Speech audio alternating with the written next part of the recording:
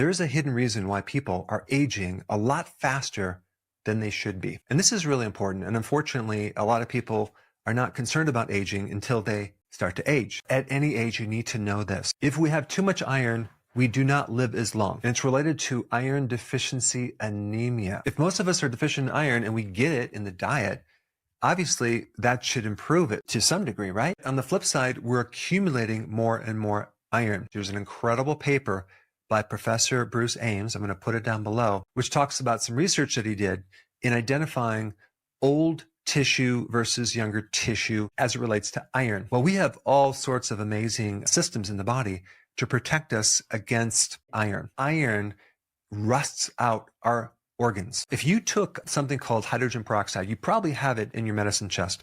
You take hydrogen peroxide and put it on an open wound and you see it bubbling up and it kills bacteria. Just think about adding hydrogen peroxide to iron. It's going to be severely reactive. That creates a lot of damage within your cells. The DNA of the cells, the membrane, the mitochondria. I'm not drinking hydrogen peroxide, so how would that be a problem? Your body makes hydrogen peroxide. Not to mention our immune system uses hydrogen peroxide to kill microbes. But if that system breaks down, all hell breaks loose. I think what happens with these anemic kids, they have something called dysfunctional iron, where iron is locked up to the point where it's not available to the red blood cells, so they become anemic, yet at the same time they might have too much. Here we are adding all this iron to the food supply, and we're wondering why it doesn't work. It may be even making things worse. Too much iron will really put you at risk for Alzheimer's, Parkinson's, cancer, heart disease, because iron can create a lot of oxidative stress. Too much oxidation without having the buffer, which is the antioxidant networks. You can get antioxidants from food and supplements, but your body makes antioxidants. In fact, that's way more important than the antioxidants from the food. A lot of people also have chronic infection. They get inflammation. And then on top of everything, the fact that we are getting older and we're aging means that we're going to naturally accumulate more iron. 70% of all your iron is stored in protein in your blood that helps you carry oxygen. The hemoglobin storage, you can pretty much look at that as a very large bowl, okay, that stores iron. And then you have ferritin, which is like a teacup, like 10%. And ferritin is supposed to be inside your tissues, where it can protect you against this free iron and control when it's released. When you see high levels of ferritin in the blood, recycling your red blood cells every 120 days, and it's creating new red blood cells. And so you have this incredibly efficient recycling system. It's recycling iron. And you have all these different mechanisms and proteins involved in transporting iron, protecting iron, because iron can be very reactive. And the other problem is your body doesn't want to have too much free iron because certain pathogens, microbes, can eat iron. Infections love the iron and they will steal iron for their fuel. Our bodies don't want that, so we tend to hold this iron and keep it in a safe place. And what can happen because of this dysfunctional iron is your poor red blood cells can't get the iron, yet we have way too much iron in the tissues. And unfortunately, iron increases the growth of cancer. And then there's also a lot of people that when they donate blood, man, do they feel better. Well, that would be a perfect indication that you have too much iron. If you don't fix the underlying cause, you just gave a temporary solution. What is the underlying cause? There's some fascinating information that talks about copper. Copper is a very, very important trace mineral. If you have too much iron and not enough copper, this is a big problem. But before you start taking copper, I highly recommend you start to limit the amount of iron you're exposed to. I would never take any supplement with iron at all. This is in the flour products, it's in the grain products, it's in a lot of refined carbohydrates. What foods are high in copper? Shellfish, organ meats like beef liver. If you don't eat those foods, sunflower seeds do have a good amount of copper. Even dark chocolate has some copper.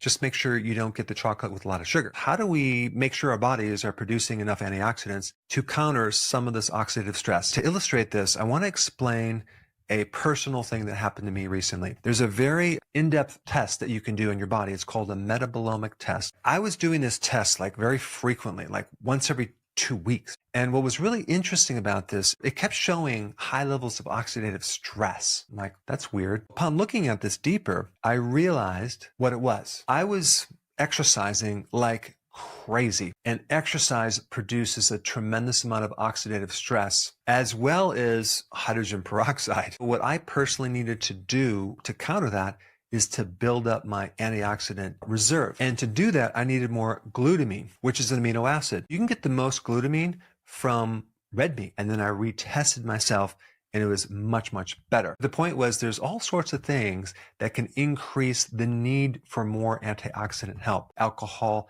smoking, pollution, junk foods. When we think about antioxidants, we're always thinking about like vitamin C and vitamin E, which are really important, and you should definitely get those in your diet. But with your own antioxidant networks, protein is probably the most important thing. This is why it's so important to consume enough protein as you get older. And this is one reason why I don't encourage people to be vegans, because it's very difficult to get the quality protein. I have a really good friend who is a foot surgeon, and she told me every time she does surgery, she notices the muscles just are not pink, they're not red, they're kind of gray. And that's probably anemia. The problem with vegans is they have to take an iron supplement and they're not getting this heme iron. And heme iron only comes from animal products like meat. And I'm not saying not to be a vegan or a vegetarian, I'm just saying it's difficult. There are other things that help build up your antioxidants too.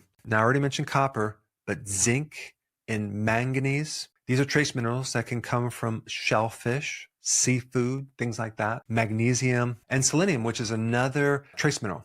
What are some other things you can do to get this iron out of your tissues that go beyond avoiding iron and building up your internal antioxidant networks? One is quercetin.